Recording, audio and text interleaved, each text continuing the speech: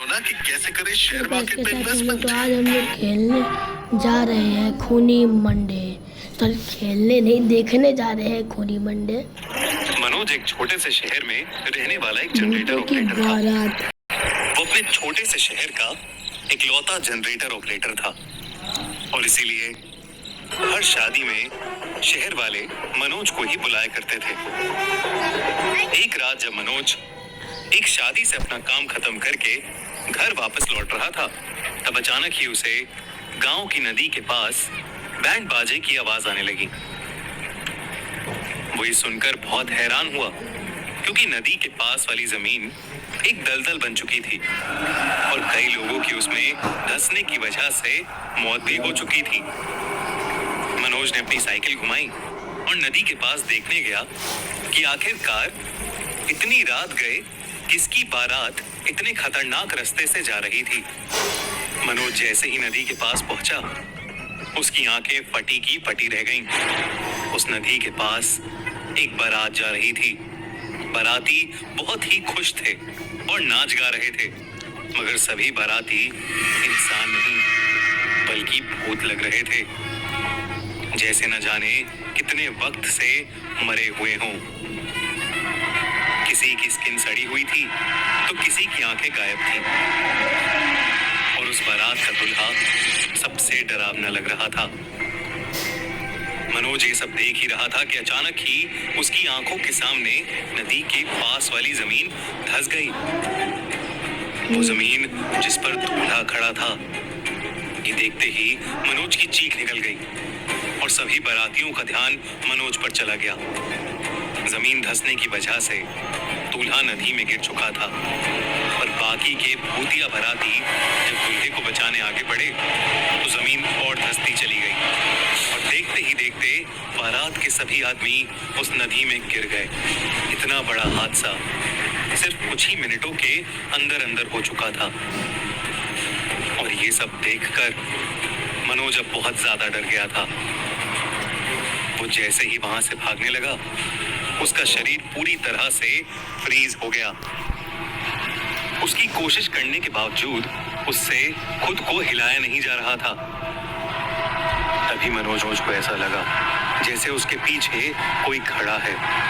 उसने पीछे देखा तो एक भूतिया औरत उसके पीछे खड़ी रो रही थी। वो मनोज से कहने लगी, भाई साहब हमारी मदद करो, हम सबके पति मर गए हैं, मेरा बेटा मर गया है, उसकी लाशें निकलवा दो। ये बोलते ही वो औरत जोर जोर से रोने लगी और उसकी आंखें बिल्कुल लाल हो गईं। उसकी आंखों में देखते देखते मनोज उसके वश में आ गया। धीरे धीरे मेरे को डर लग रहा है। वो नदी की तरफ जाने लगा और सभी भूतिया औरतें उसके आसपास इकट्ठी होकर जोर जोर से रोने लगी। मनोज नदी में कूदने ही वाला था कि उसका बड़ा भाई दौड़ता हुआ आया और उसने मनोज के ऊपर एक राख जैसी चीज डाल दी। वो राख सर पर पड़ते ही मनोज वापस होश में आ गया और डर के मारे चिल्लाने लगा। तब तक वो सारी औरतें वहां से गायब हो गई थीं। मनोज का भाई उसे संभाल कर घर ले गया और उसने उसे सुला दिया। सुबह होते ही मनोज की दादी उसके पास आकर बैठी और उसे ये बताया कि जब वो 6 साल की थीं, तब उन्होंने सुना था कि नदी के पास से गुजरने वाली एक बारात के सारे मर्द नदी में गिरकर मर गए थे।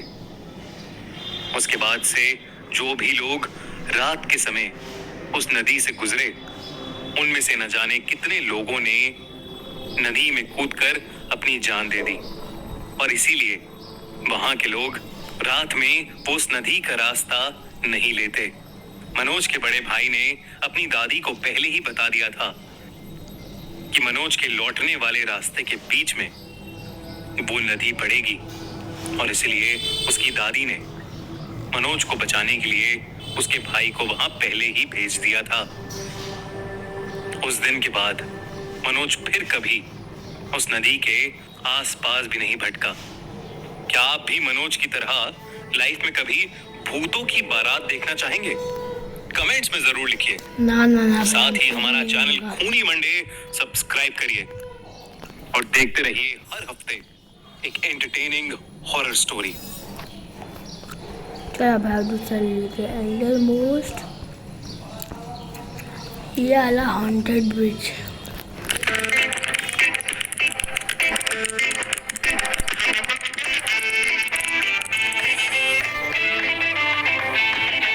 ढंग से मैं स्किप कर दूंगा। सब्सक्राइब करें और देखें एक दिल दहला देने वाली हॉरर स्टोरी बिना घबराए। स्कैरी पंकी तो नहीं, स्कैरी पंकी नहीं।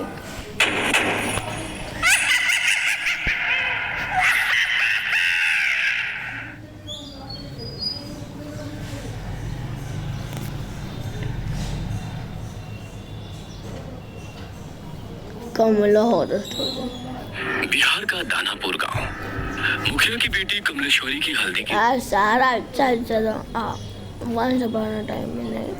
खूनी मंडे में कोल्लस के अंदर कोई तो नहीं।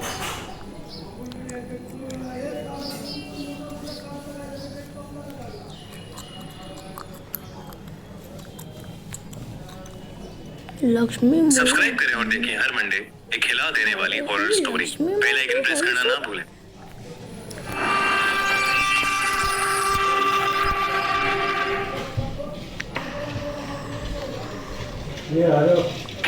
खूनी मंडे लाया है दिवाली धमाका। वीडियो एंड तक देखिए और जीतिए अमेज़न के वाउचर्स। साइट कैश करो से ऑनलाइन थे अपने लिए भी और उसके पापा ने साइड में एक दुकान पर गाड़ी रोक दी। वहां से थोड़ी ही दूर जिमी के पापा को कुछ लोगों की भीड़ दिखी। वो आसपास खड़े लोगों से पूछने लगे कि भीड़ क्यों लगी हुई है। कोई कुछ जवाब देता उससे पहले ही जिमी की नजर भीड़ के बीच में पड़ी एक औरत की लाश पर चली गई। उस लाश को देखते ही जिमी को ऐसा लगा कि कोई परछाई उसे छूकर गुजरी। तभी जिमी का ध्यान सड़क पर पड़ी उस औरत के सजने संवरने के सामान पर गया। उसने सबसे नजरें चुराते हुए वहां से एक कड़ा उठा लिया। इतनी देर में जिमी के पापा उसे बुलाने लगे। उसने जल्दी से वो कड़ा अपनी पॉकेट में रखा और वहां से चला गया।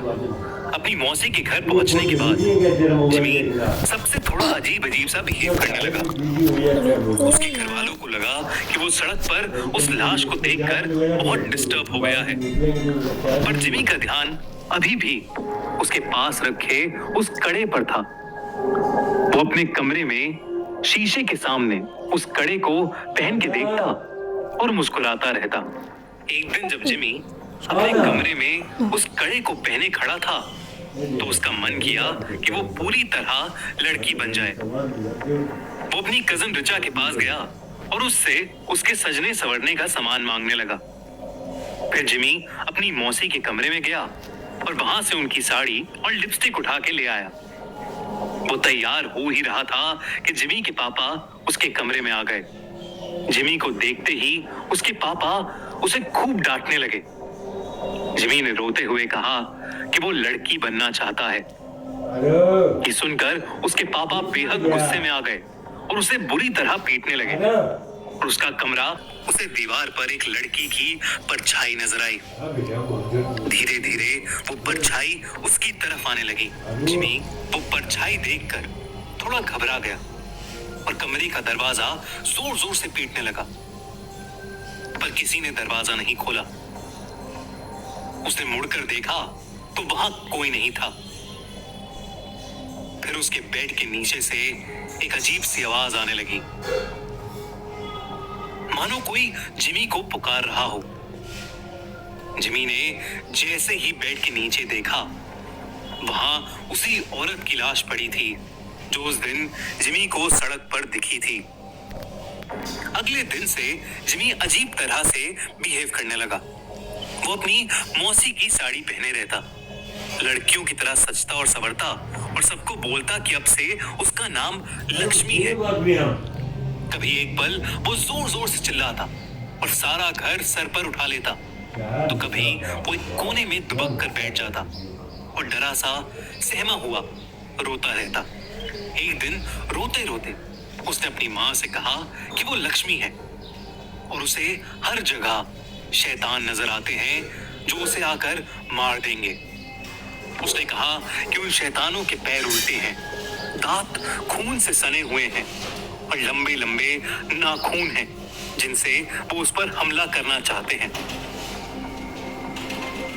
जिमी की हालत दिन ब दिन खराब होती जा रही थी, लेकिन वो रोज लक्ष्मी बनकर सजता संवरता और अपना कमरा बंद करके नाचता रहता। उसके घर वाले समझ नहीं पा रहे थे कि उसके साथ क्या हुआ है और वो अपने आप को क्यों लक्ष्मी लक्ष्मी कहे जा रहा है।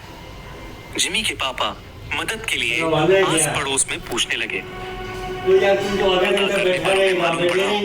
कि वो लाश जो उन्होंने उस दिन सड़क पर देखी थी वो और किसी की नहीं बल्कि जोसेफ यानी लक्ष्मी की थी। जोसेफ एक लड़के से प्यार करता था और उसने अपना नाम बदलकर लक्ष्मी नहीं इसीलिए रखा था। वो दोनों एक दूसरे से शादी करना चाहते थे, लेकिन जोसेफ के घर वालों को ये मंजूर नहीं था। उनके लिए ऐसा करना एक बहुत बड़ा सिन यानी पाप था और गांव में हो रही बदनामी की वजह से उन्होंने जोसेफ यानी लक्ष्मी को सबके सामने मौत के घाट उतार दिया। ये बात सुनकर जिमी के पापा के रोंगटे खड़े हो गए। उन्हें जिमी के साथ अपने बर्ताव के लिए बहुत पछतावा हुआ। उन्हें समझ आ गया था कि उनके बेटे जिमी के शरीर में जरूर लक्ष्मी की आत्मा घुस गई है। वो जल्दी से पूरी बात बताने के लिए घर के लिए निकले, लेकिन तब तक बहुत देर हो चुकी थी। जिमी उस दिन भी अपना कमरा बंद करके नाच रहा था कि अचानक उसे लगा कि उसके दरवाजे पर शैतान उसे मारने आ गए हैं। वही शैतान जिनके पैर उल्टे थे, दांत खून से सने हुए और लंबे लंबे नाखून जिससे वो जिमी पर हमला कर रहे थे। जिमी घबराहट के मारे जोर जोर से चिल्लाने लगा। उसके बाकी घर वाले जब तक वो दरवाजा तोड़ के अंदर घुसे, जिमी का शरीर पूरी तरह से अकड़ चुका था। वो तुरंत उसे हॉस्पिटल लेकर भागे। डॉक्टर ने बहुत कोशिश की और वो किसी तरह जिंदा बच गया। जब जिमी के पापा ने सबको जोसेफ की कहानी बताई, तब सभी परिवार वालों को जोसेफ के लिए बहुत दुख हुआ। उन्होंने जोसेफ के लिए प्रे किया और जब उन्हें जिमी के पास वो कड़ा मिला तो उन्होंने वो भी जोसेफ की कब्र के साथ गड़वा दिया। कुछ दिनों बाद जिमी बिल्कुल ठीक हो गया।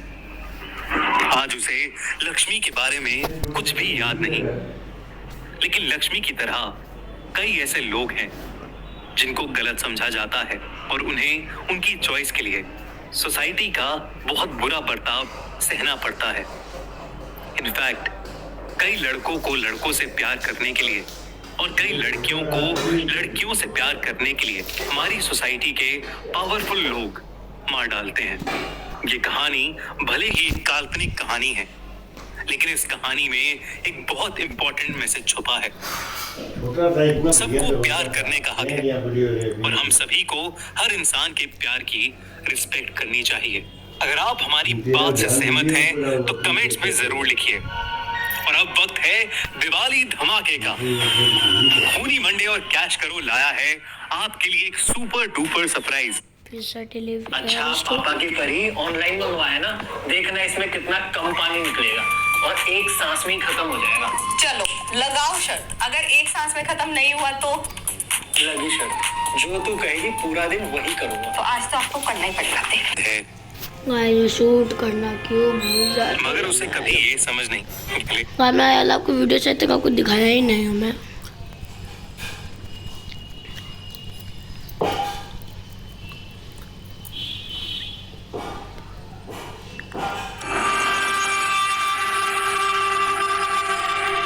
का सब हो गएगा, उसके लिए एकदम सॉरी मांगता हूँ। ये कहानी एक पिज्जा डिलीवरी बॉय के साथ हुई एक सच्ची घटना पर आधारित है। ये घटना जॉन के साथ तब हुई जब वो अपने कॉलेज के दिनों में एक छोटी सी पिज्जा शॉप में पार्ट टाइम जॉब करता था। एक रात करीब 1 बजे जब जॉन अपनी शिफ्ट खत्म करके घर के लिए निकलने ही वाला था, तब अचानक ही पिज्जा शॉप का फोन बजा। जॉन ने फोन उठाया तो कोई आदमी बहुत ही सहमी आवाज में ऑर्डर दे रहा। ऐसे काम करते हो मैं ना, आज मैं एक और वीडियो बनाऊंगा, उसमें मैं आपको दिखा दूंगा। अभी के लिए तो आज की वाली वीडियो के लिए इतना ही, क्योंकि मेरे नानू का फोन ऑफिस जाने का टाइम हो गया। तो आज की वाली वीडियो के लिए इतने आया हुआ। वीडियो अच्छा लगा लाइक करें, शेयर करें, सब्सक्राइब करते रहिए। Bye bye. कमेंट भी कर दियो अच्छे से यार। तो पर नेक्स्ट वीडियो में तो शायद ही वही आपके घर में आज घर तक आ जाएगी, आपके घर तक। लो पहले ही बोल रहा हूँ।